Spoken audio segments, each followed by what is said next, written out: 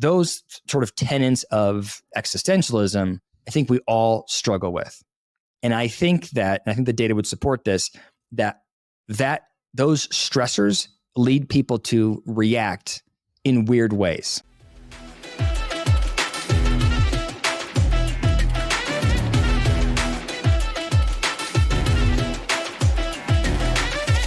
All right, welcome back to the podcast. I am David Colarosi, and this is Rob Patterson. I was in the motherland of many cults, Utah, this last weekend in Moab, mountain biking. And you're going to say, well, David, didn't you just buy a mountain bike? And you're going to say, and I'll say, yeah, Rob, I just bought a mountain bike. Do you know that I just bought a mountain bike and then just got a mountain bike stolen? What? So I bought a mountain bike because I knew I have this Moab trip coming up. Well, you've talked about the Pinarello before. That's a road bike, Rob. Oh, okay, we all terrain here. Okay, wow. So I bought a mountain bike, put it in my garage, had it for a few weeks, took the kids to sports, left the garage door open. I think it's because my son tripped the laser, or it was my fault, one of the two. Classic Dave blaming others. Somebody made an error, okay? The bikes were left there. Somebody comes and steals my bike. All right. I am distressed. I got to go to Moab. I don't have a bike. What am I going to do? And then that night, Allison is looking online and finds my bike being sold on Facebook Marketplace. Stop. And so I go, oh, we are going to, let's light him up. We are going to, we're going to do a whole sting operation, take this guy down. I was going to say, this is either a very dramatic episode of like Law and Order or like an episode of Scooby-Doo. I can't tell yet which one's going to be. Sadly, Scooby-Doo. Okay. So Allison tells me, oh my God, we found the bike. And she shows it to me. I know it's my bike because I have a certain kind of pedal on it. I know for sure it's mine. I've already filed a police report. I've already filed like a lost and found thing in Denver. So I call the police. I go, we got the guy, light him up. And the police go, well, it's kind of late right now. Should we wait? Do you want to wait till tomorrow before you file this other report? And I go, no, I'd like to do it right now. And they go, okay, we'll send, they were tired. I don't know. I can just tell you that my bike theft is not top of their issues of concern list. Okay. So they send out a guy, comes out. He gets to my house. Now it's like 11 o'clock at night. Gets to my house, knocks on the door, and he goes, how can I help you? And I go, did they tell you what happened? And he's like, not really. I go, okay, I lost a bike. And he's like, I said, I filed a report. It's on Facebook Marketplace. I got it on my computer. Light this guy up. And he goes, okay, let me come into your house and show me on your computer. So I go, okay, I guess. So I bring him up to my office and I show him my Facebook page with the bike. And he goes, great. And then he goes, oh, shoot. And he starts tapping his chest and his pockets. And he goes, I forgot my cell phone and I forgot my notepad. And then he goes, don't worry. I have my Palm Pilot here. And he pulls out his hand and steals my pen to try and record down like the web page of the Facebook post. And I'm going, who in Scooby-Doo land is the new police officer running this operation? Magoo. It's Mr. Magoo. Yes. And then I'm thinking, oh my God, is this guy actually a cop, or is he? Have I invited somebody in? Did you invite the person who stole your bike to now come steal other shit from your house? Yeah. Yes. So then he goes, okay, and I'm like talking about it, and he doesn't attack me, thankfully. And he goes, okay, I'm gonna go to my car and get my phone to take a picture of this computer screen. I go, okay. So he walks out of the house, goes to the car, gets his phone, comes back in the house, and he's like, okay, we have a new police report number for you. I said, that's great. And he goes, okay, I'll see you later. We'll be in touch. And I go, well, wait a second. Are you going to record the Facebook page? And he goes, oh, good looking out. And I'm going, good looking out? Isn't this your job? So then he comes up, takes a picture. Anyway, they never are able to get a hold of the guy who's like, my bike is still on the internet and the police cannot get a hold of that guy. I can't get a hold of that guy. And I had to buy a new bike to go to Moab. Hold on. So it's a disaster. So no one tried to like say, I'll take that. I'll buy that from you. No. I like 15 people. Like everybody did, but the person who I'm not sure what they're doing, but they're not. Anybody that not responding. Yeah. So it's like you don't, and Facebook won't tell you where the address is. So the bike is just gone. Oh, that sucks. It's a disaster. It's a disaster. Oh my God. It's a disaster. I don't know what's more disappointing.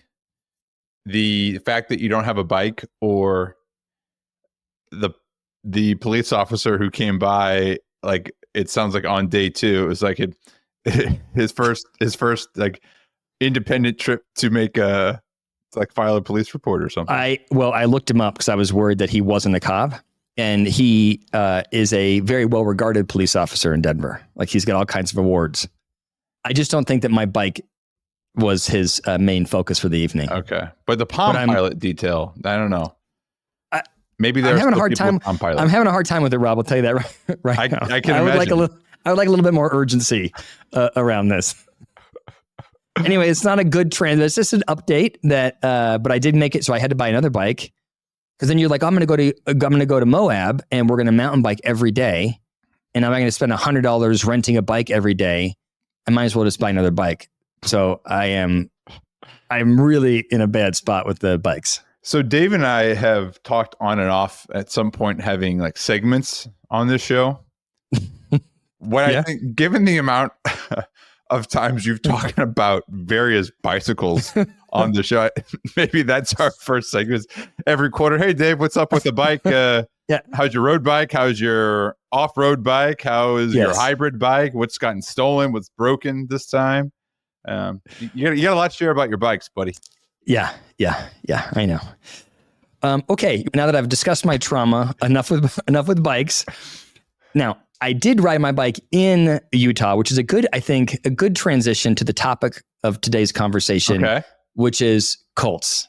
And we're excited about this because it's the first time, and I'm saying that because I think people feel like Utah is the sort of homeland of Colts. But this is the first time that we are responding to a listener request. Listeners have requested that you and I talk about what makes a cult, why people join a cult, what makes a good cult leader. And so that's what we're talking about today.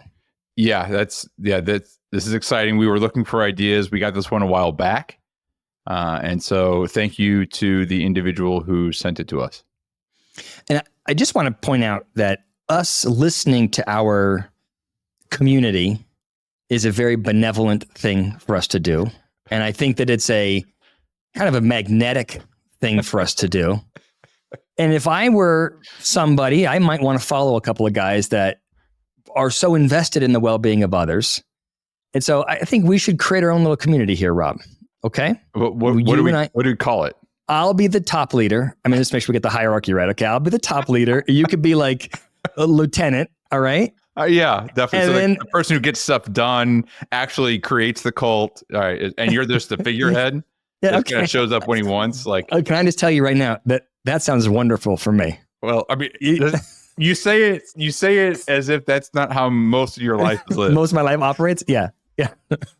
All right, so we need to come up with I think while we're talking today, you should keep in the back of your mind what is the right, what is the right name for our cult followers? Like Shrinkies would be a good name. I can't think of anything else besides Shrinky. I think go ahead and put the X-nay on Shrinkies. Shrinkies? No, I'm not feeling Shrinkies, Dave. You said Brainies. Yeah, I think it gives me PTSD from when I was a kid. Everyone called me a nerdy brainiac, which is, it's good, I guess. Yeah, there are worse insults. Yeah, I heard them. Okay, so let's first define what a cult is.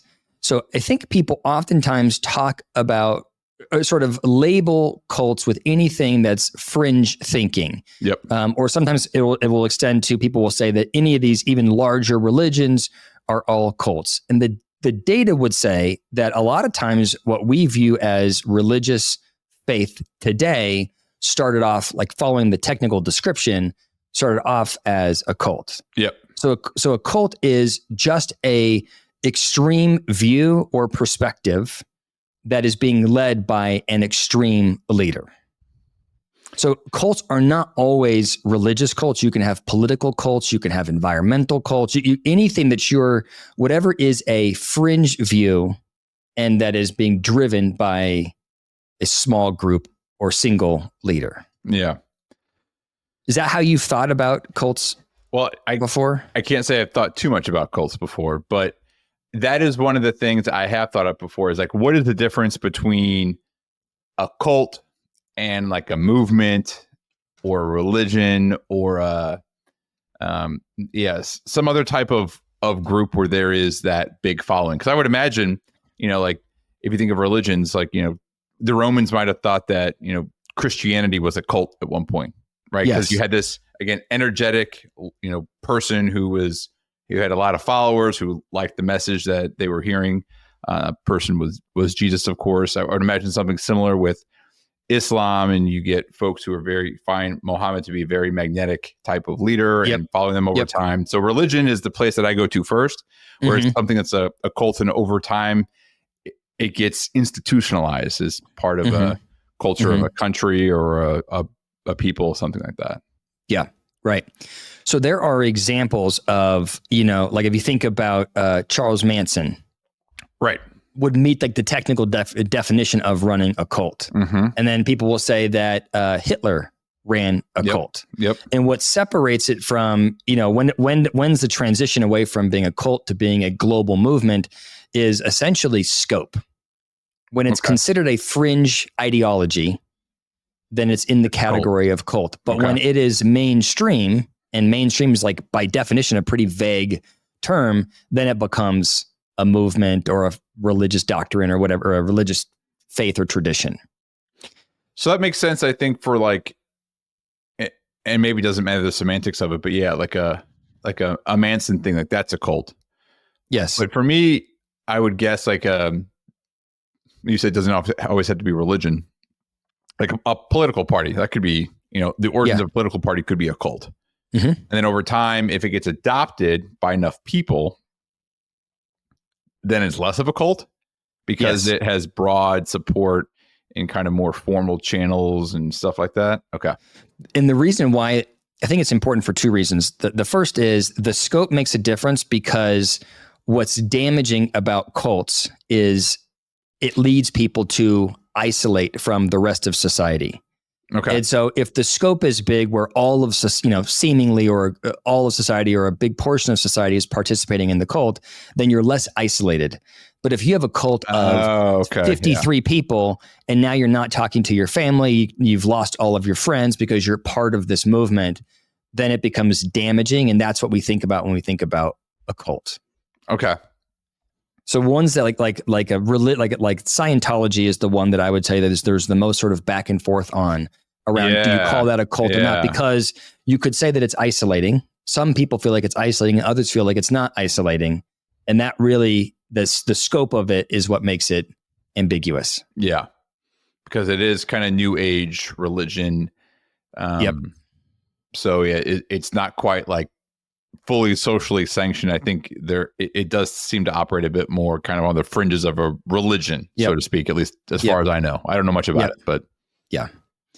So I think I think defining that is important for a couple of reasons because, I think the big question for a lot of people is like, why would anybody ever join a cult? Yep. And I was thinking through this episode today, and I was thinking a lot of the things that we talk about when we think of extreme or fringe or just any behavior where there's passion and energy behind it, I think it boils down to the same kind of issues, which are, in my opinion, this is my opinion now, psychopathology comes from a place of stress. Okay. I think that we have this sort of existential angst. Let me sell this up. Let me sell this to you. You push back. Okay. Humans you're going to die. You don't know when you're going to die. The fact that you don't know when you're going to die is very distressing. When you die, the reality is you're going to be alone. You were born alone. You die alone. You are alone. Even though you're in a relationship and you find family and friends or whatever, at the end of the day, we are truly isolated. Our lives have no apparent meaning. There's no Right. clear reason why we exist. And we have the freedom to decide what our lives look like. Whether we like it or not, we have to make choices, and we are responsible for the consequences of those choices. You are Okay. not just sitting here being driven by somebody else. You, Right. at the end of the day, are responsible for that. Right. Those sort of tenets of existentialism, I think we all struggle with. And I think the data would support this, that those stressors lead people to react in weird ways. So we talked in a previous podcast about conspiracy theories. Yep. And we're like, well, why do people get into conspiracy theories? And it is people want to be unique. They want their life to mean something. They want the social support. Yeah, the belonging. They want the belonging, right? They want the purpose. It's the same thing with cults. And it's the same thing if the question was, why does somebody engage in an unhealthy relationship? Or why does somebody dive into work too much? Or if somebody starts abusing drugs, right? It's all because we're trying to figure out who we are, what our life means, how do we build the right relationships? How do we create a sense of purpose? How do we make an impact, right? All of those kinds of questions are the reasons why people get into cults. Does that make sense the way I'm thinking about that? I think it does, but it's not. But a lot of everything you just laid out are the reasons that people join lots of things. Yes. So I mean, again, I'll go back to religion. One of my cousins and I were just talking over the weekend, and I was raised Catholic. Went to church on weekends, Catholic school, all this, the whole thing. And I don't do that anymore for a variety of reasons. But one of the things I miss the most is the sense of community that the religion and the church community and things like that provided. Like I don't have a one-to-one kind of replacement for that. Right. So I think you're right. But I guess when I hear you say that, it makes me think, well, then, but what makes it different? What makes a cult different than a club or a religion or something else, right? Because those things that you mentioned are also reasons people are, join those types of organizations. So I think we agree. I guess that's my point, is that I think that before looking at this and doing research into it, my assumption was anybody that joins a cult must have extreme psychopathology going on. Okay. You must have a big problem if you join a cult. And it was easy for me to sort of say, like, that falls into the category of deep mental illness. Okay. And I guess I would argue it doesn't. I think that because you were raised in a family where the Catholic faith was shared with you, because you excelled academically and found your sort of purpose and value there, and maybe because you found friends outside of the church, and maybe because you performed well at work, like you were able to piece together a life that has that gives you a sense of meaning and purpose, sure. A life that makes you feel like you're tethered to something.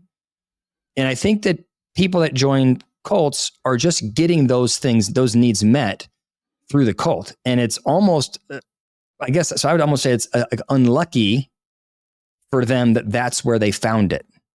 There's a lot of research showing that the time when somebody joins a cult most often is after a traumatic event, like a loss. And that's what I would say.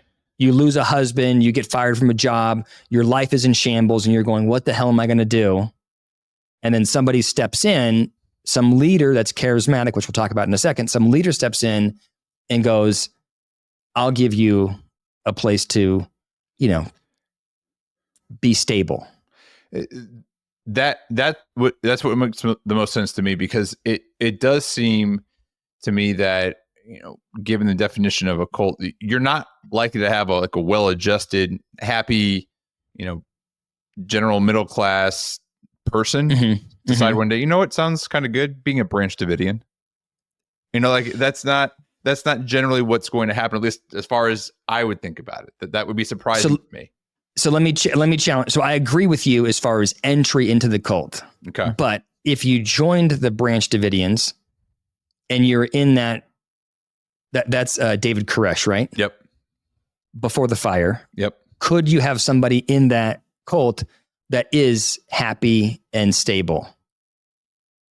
Before they joined or after? After they joined, before the FBI went in there. Yeah.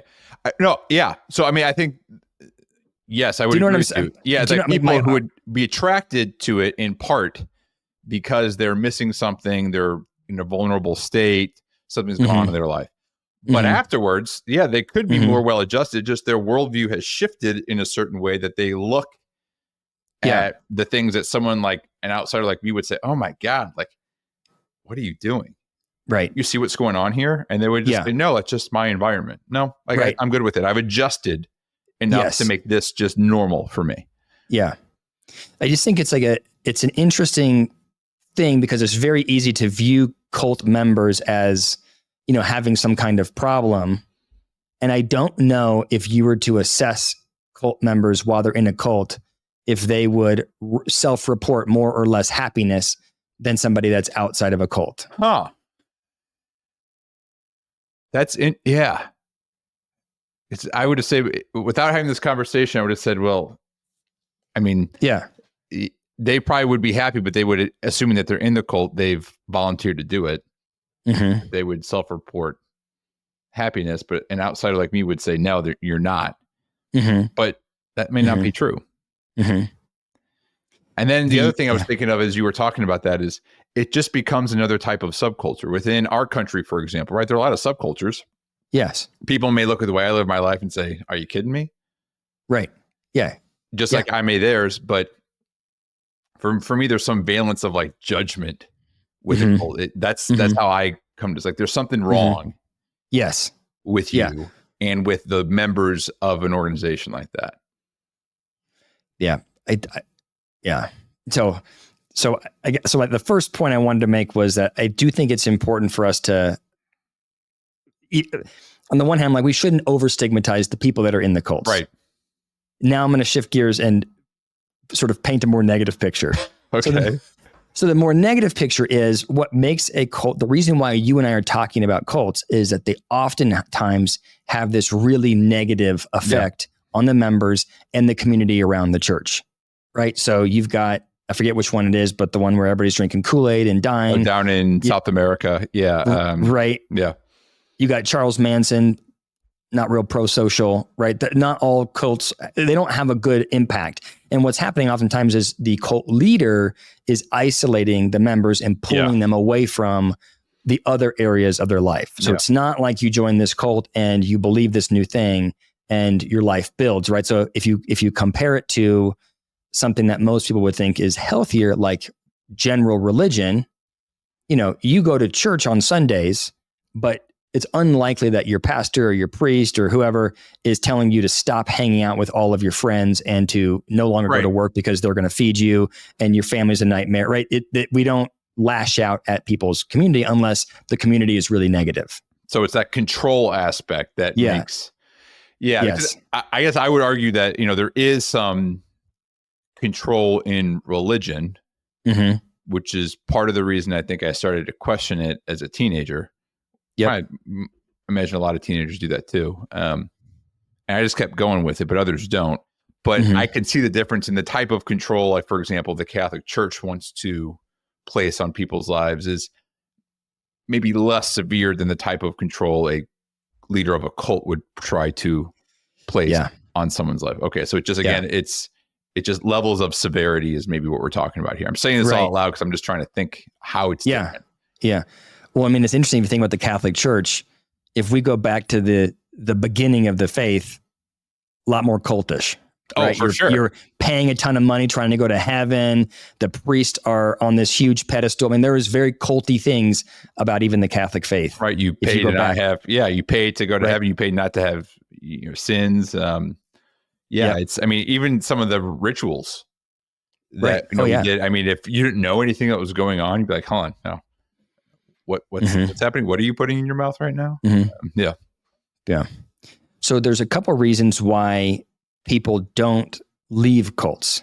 Because you would imagine you get in there and I'm the cult leader and I tell you, let's just say everybody God willing, everybody wants to join the Shrink Space cult. When we start telling all of our people, hey, you can only listen to the Shrink Space podcast. You can't, right? At some point, people are going to go, hey, these Rob and Dave seem pretty restrictive here. Why don't I go elsewhere? And the reason why people can't leave the cult is because there's two big issues. One is, and we've talked about it before, progression bias. Just like when you're dating the wrong person, you've put so much time into the relationship with this person that you're like, oh, like I'm already in. Right. You struggle to sort of leave because you're already in, and it's too much effort to leave it. And if you leave it, you're going to lose your social support. You're going to be confronted with all of those existential anxieties that we all carry. And so it's like, this is the path to sort of save you from that distress. That's the first. Yeah, go ahead. That makes sense. And I've probably never mentioned it before, but what you see behind here, for those of you who are watching us, you can't really tell what it is, but it's just a wheel of different biases. And there's a lot of them. there's a lot. This should be ideas we use for our show. There's like 100 on here. But yeah, the sunk cost or progression bias. I guess I've never heard it called progression bias before. I think about it as like a sunk cost bias. Yes. Okay. Same exact thing. Okay. Yeah. Same thing. What's the other one? So the other one is cognitive dissonance. You have oftentimes sacrificed so much that you're behaving in this way that is so fringe that it's very distressing for you to think about what you've done or why you've done it. And it's very distressing for you to consider any data that would suggest that what you've done is a bad thing. Yep. Right. So if I've, for example, gotten rid of my family and I've quit my job and I've changed my friend group, and then somebody says, hey, that leader you're following there seems like he's a little bit wild, I'm going to be like, no, he's not. He's totally sane, because it's pretty distressing to think I've given up my entire life for some lunatic. Yeah. And so it's difficult for cult members to calibrate, with reality. Yeah. Yeah. Yeah. Yeah. That makes a ton of sense too. And again, it's just like a lot of memberships. Mm-hmm. Again, just taken to an extreme here, but if you decide that you're going to be a member of some sort of group or organization, probably could take a little bit more than just someone pointing out to you the faults of the organization for you to say, oh, yeah, I need to leave. Yeah. Yeah. We don't change our minds easily. Especially if you're someone, as we mentioned before, who's already looking for something like that, who's looking for that connection. Mm-hmm. Yeah. Yeah. So the question is, Rob, if you're hearing this, you must be thinking, well, I would like to be a really good cult leader. Is that where your mind went? No, but I know naturally that's where your mind went. Yes. That's probably something you think about a lot. Yes. How can I get more people to follow and listen to me? That's why when I saw this as a requested topic, I was like, oh, I'd like to study that so that I can be that much more charismatic.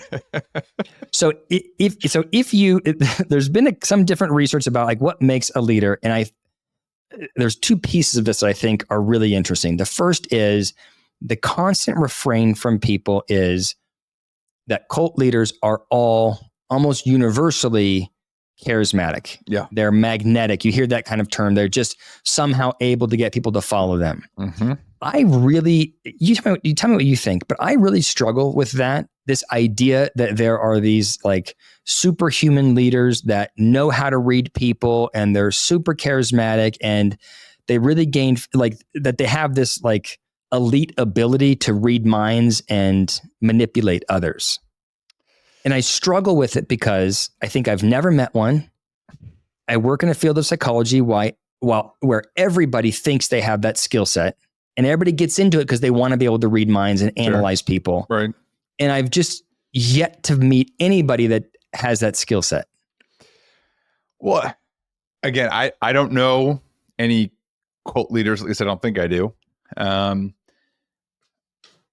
But I think there's probably some baseline level of, again, that charismatic person, right? Because if you're a dick, then most people aren't. All right, well, why am like I have enough shitty people in my life. Why am I going to voluntarily add another? Mm-hmm. I don't know that you have to be the most charismatic person in the world, but you probably have to be someone who comes across as approachable, someone who at least says the right things, makes you feel heard and listened to. Even if they don't present the way you would think someone who's very charismatic would present, or if they're not as well spoken as someone who you think charismatic would present. But there has to be some of that like attractiveness to it. Yeah. That I think makes sense. Yeah. But I also think, on the flip side, if I'm looking for something like that, right, then I'm a lot more likely to maybe lower my bar a bit. And that's what I think is happening. Yeah. Right. Because I mean, you and I, we talk to C-suite executives all day. Yep. These are people that you would argue are socially adept. They're able to get followership, but there's no one that I'm like, oh my gosh, I'm just so drawn to this person. I can't think clearly when I'm around. Right. Like that, that like narrative, I just don't know if it exists. Instead, I think it is just what you said. I'm so desperate to find someone that I can follow. I'm so desperate for purpose that if I stumble into anybody that feels confident, I'm going to follow them. Right. It's a right place, right time type of situation there where you have enough people who are going to listen to you and feel connected to you and are a bit down in their luck or looking for something like that. And that's the perfect storm to get something like a cult going. Yeah. So they bucket cult leaders into 3 categories. Okay. The first is the charismatic cult leader. That's the one that we all think about. That's like you see them and they just draw you in. And right. Whatever. Right.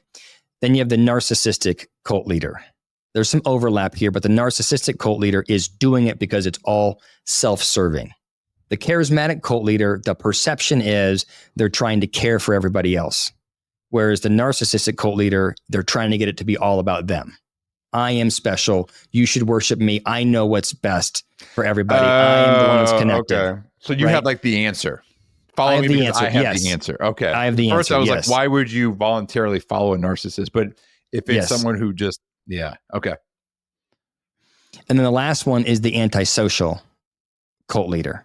Okay. That would be like the Charles Manson type of cult leader, someone who is there to do damage. And what they're preying on is your lack of stability, your lack of security, your fear about anxiety. And they're saying, do this or your life's going to be awful. Do this or you're going to go to hell. Do this or there's going to be problems. And it's fear mongering that they use to get followership.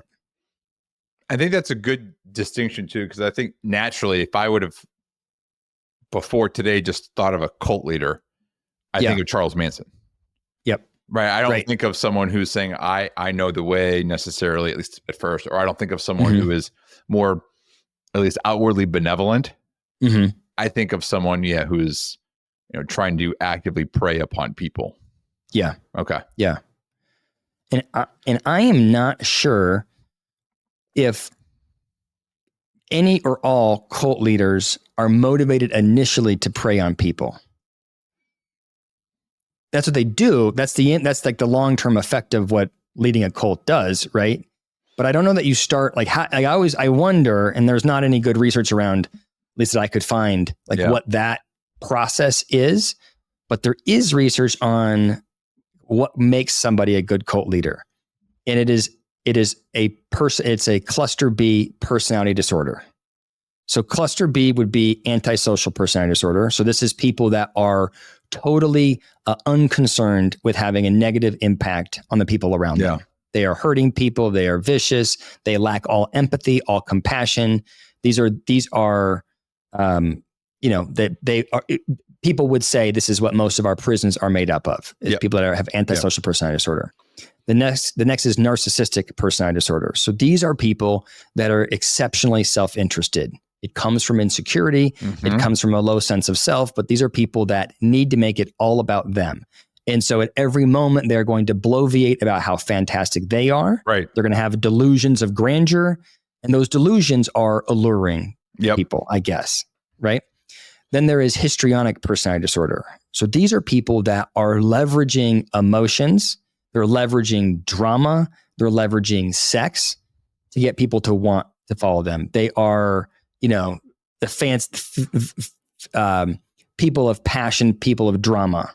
People who is like, this is probably an extreme version of just like lifestyle people.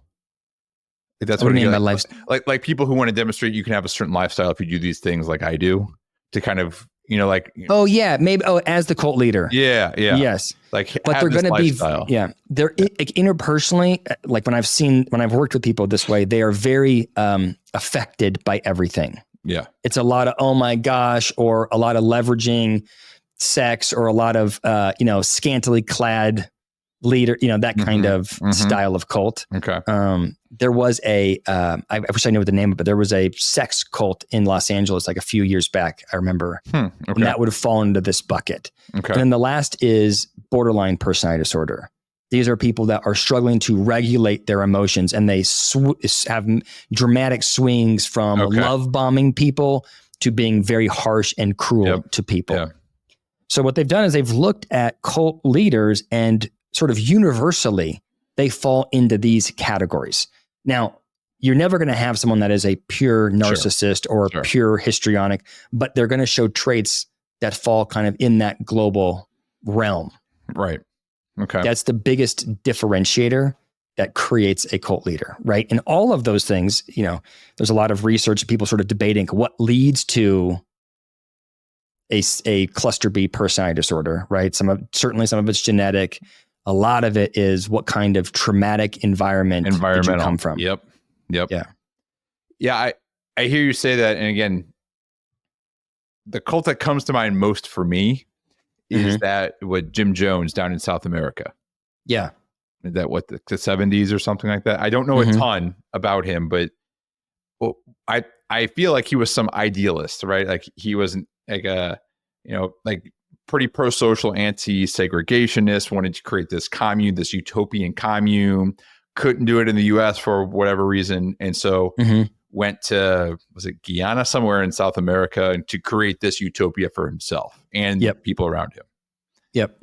So there isn't a lot of those. I mean, again, I don't know him or much about him, but there's not a lot of all those disorders that you mentioned. He doesn't seem to fall into one of those buckets, but you got a lot of people to follow him. But what would you say about him? I mean, I would argue that he, just based on what you've described, that he probably falls into the narcissistic bucket. I know the way. And you have to be delusional to think that you have the best option, the answer for 1,000 people or whatever it was to move to South America. That is the amount of pressure that you're putting on yourself to do that. And I think this is, I guess, the question that I have for you is, why is that alluring to people? Because I think what happens is you have a guy like him who is clearly has some mental illness that he's struggling with, but it works. Yeah. Right. I would move away from the idea that you have somebody who is just so socially adept and man, his EQ was so high, so he was able to influence 1,000 people. No, the guy's unhinged. Yeah. But people so desperate for stability were attracted to that. And so that's the part that I don't understand is why, when the average person interacts with somebody with a personality disorder that is unchecked, you don't want to be around that person. No. So how are these people getting so much? Why is it working to gain followership? Well, I think it's what you already mentioned. It's not working for the average person because 1,000 people went down to South America and ended up drinking arsenic laced Kool-Aid, which by the way, I didn't know. Like I've heard, are you drinking the Kool-Aid as a turn of phrase? I didn't know like 2 years ago what the connection. That's what it was. Yeah. But I think that's it. Is you're so willing to join something, to be a part of something that you feel is new and different. It meets some sort of hole in your life. Yeah. And you're willing to disregard all those things that tell you, okay, hold on, I'm moving to a jungle in the middle of nowhere. I'm going to leave my entire community, what I've known. I'm going to follow this dude, and I don't know what's going to happen. But you have to suspend your reality and sense of like what makes sense so much. And again, we're talking about extreme examples here, but I think that's it. Is you just have that need to connect and be part of something is that much stronger. So is it just like the guy at the bar that, if you could try to pick up somebody at the bar and you pick one person and you're like, hey, do you want to come home with me tonight? You're probably not going to go home with anybody. But if I ask everybody in the bar, eventually somebody's going to go. Is that this? You know what I mean? Like, are they just casting a net that's so big that you eventually get somebody that's in the wrong place at the wrong time that sort of falls into this? I would say that it would be, I think I'm more surprised that it works, or it worked in the past. Like, what we're talking about, Jim Jones and Manson and stuff, like this was 60s, 70s. Now, granted, they were coming from countercultural areas. Like I think Jim Jones was in San Francisco at the time. I don't know, Manson in LA or San Francisco. He was in California, I think, right? Yeah. Yep. So they had, I don't think you found a lot of cult leaders, in like West Virginia, right? There was a lot of counterculture going on around the country. So I feel like there were probably these nodes of places pre-social media where that just happened, where you were more likely to find those people in that population because they were attracted to those types of places in the first place. I bet you're right. Yeah, it was less fringe. Yeah. There's less of a barrier to entry there than if you were in Middle America. Yeah. Now, though, that would be because now there's not that barrier to entry. Right? You can put something out there. Like I would argue that like maybe cult is a strong word for what he was trying to do, like an Andrew Tate type person, right? He was trying to cultivate this community of disaffected men. Yes. From Eastern Europe somewhere. Right. Yeah. From Romania. Yeah. If he it's a great point. If he wanted to, how many men do you think would move to Romania with him? He'd have thousands. Yeah. Right. And especially with our algorithms the way that they are, those 16-year-old kids that have been rejected by the latest sweetheart. Right. Like they're bummed out and the algorithm is just feeding them Andrew Tate nonstop. Right. Here's how you are a classical man. Mm-hmm. Yeah. And I can tell you this from afar now, which, 20 years ago, I could not. Mm-hmm. And so, that is just coming to me. But I would say it's a lot easier now to create those types of followings that may or may not fit the exact definition of a cult, but certainly have some cult adjacent types of characteristics. Yeah. Speaking of Andrew Tate, it does make me think, I've thought before about, institutions, and we've talking about religion and other places. Like I never knew anyone, for example, I know they're like elk lodges and things like that, right? They're like social clubs for people in the past that felt like they, to get that need to belong to get met. But I feel like now I'm, looking at trends about religiosity, at least, and some of those other types of social institutions, membership in those seem to be going down, at least in the US and other Western countries. Mm-hmm. But then I wonder where that need gets met. Like assuming that the need for belonging and connection exists and membership of those institutions is declining. Do you think that maybe membership in maybe not cults per se, but cult-like organizations is on the rise? It's interesting you said, because the data is kind of mixed on this. So like as the FBI, for example, as a government, for example, tracks cults, the numbers have dropped significantly. Okay. But they're not tracking it.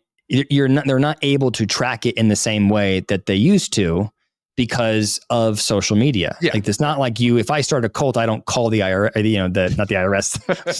Maybe the IRS. I don't file your tax form. All right. Well, this is, I'm cult shrink space and I need my tax ID. Oh yeah. We are going for the yes. So, but you don't tell the FBI or whatever that you've got a cult. So the data says they think there are between 2,500 and 10,000 cults in the US. Just in the US. In the US, Holy which shit. is a massive, that's a big difference. You're way off if you're talking, 20, wow. 2,000 to 10,000 is a huge. So we don't really know, but I think you're right that there is a I think social media changes the game because people can meet up and connect differently than they used to in the past. Right. In the past, you didn't have as many options. Yeah. Yeah. A lot of dark corners where you can get that need for connection to get met. That actually might be a cool episode for us to do at some point in the future too, is just, membership in institutions that have like traditional institutions, assuming it's gone down across the board like it has for religion, and what the alternative options are for people. Right. Yeah. We should talk about that. That's good. Yeah. That'll be a future episode for us. Perfect. All right. Good, Rob. Rob, did you come up with a name for our cult followers? No. I mean, again, Shrinkies is an easy one to say no to, but outside of that, I'll need some more time. Whenever you say, or whenever I think Shrinkies, I think we should call them squeakers. But I don't know why they would be squeakers. Squeakers. Squeakers reminds me of tweakers, which reminds me of, like people just in a corner, just like corner. Yeah.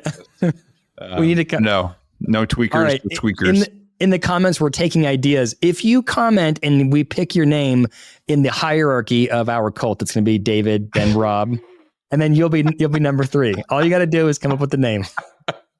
All right. That's amazing.